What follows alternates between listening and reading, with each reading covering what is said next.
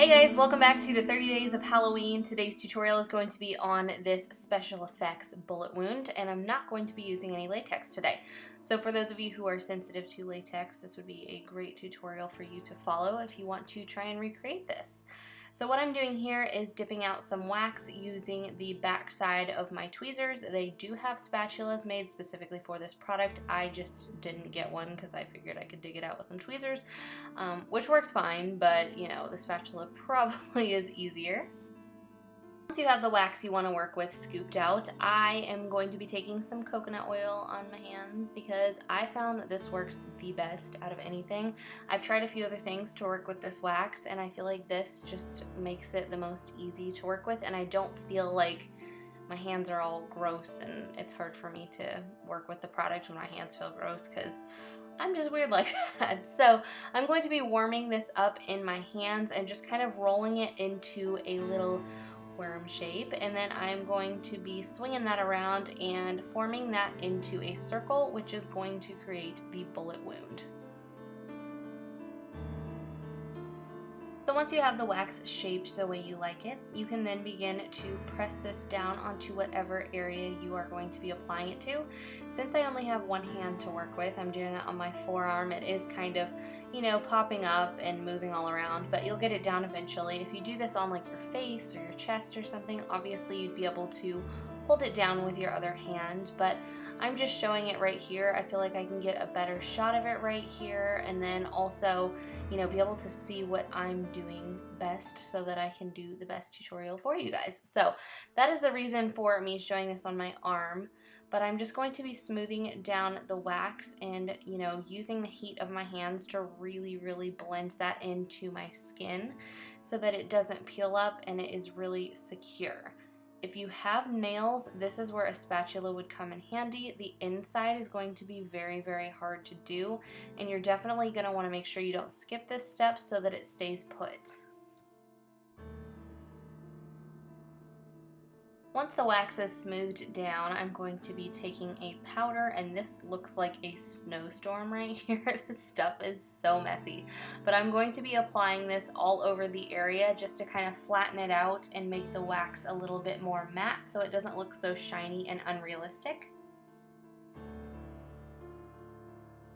Now for the fun part, we are going to start adding color. I am just using this rosy blush color kind of around the ring of the bullet hole just to mimic what it would look like if your skin was super duper irritated. This is going to be the first color of many that I am layering onto this area.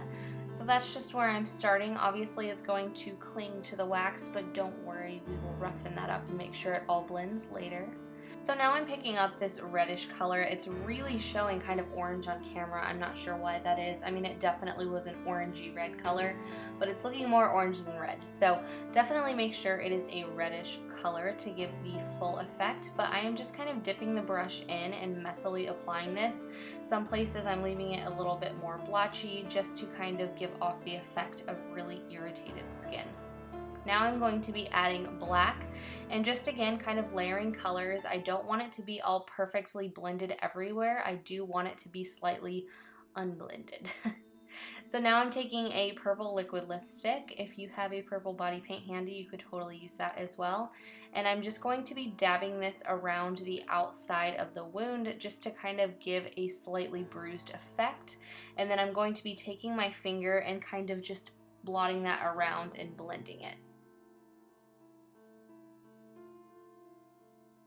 Once you have those colors the way you like it, then you can go back with another layer of powder and set all of this. Now I'm taking the back end of the tweezers and kind of messing up the edges where the color had collected with the wax.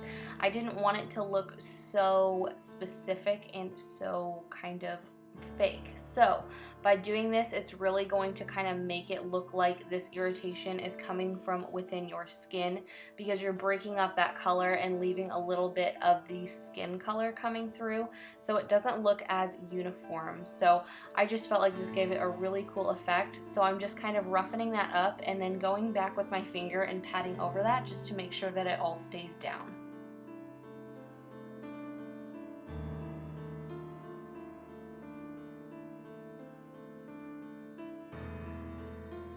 Since this is an open wound, of course you need some blood. These are my favorite too. I've been using these in a lot of tutorials lately. I'm taking the Blood Scab product first, and this is the more liquidy of the two. So I'm just going to be applying this down into the center and then all along kind of the edges to make it look like the blood is spilling over and onto your skin.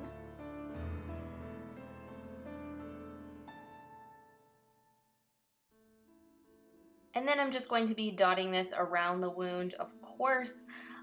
God forbid this was real, but if it was, the blood would be kind of splattered everywhere. It's kind of a morbid thought. So, okay, positive thoughts, happy thoughts. This is just a makeup tutorial. So anyway, you're just going to be putting that around, and then for the inner part of this, I am going to be taking a chunk of blood.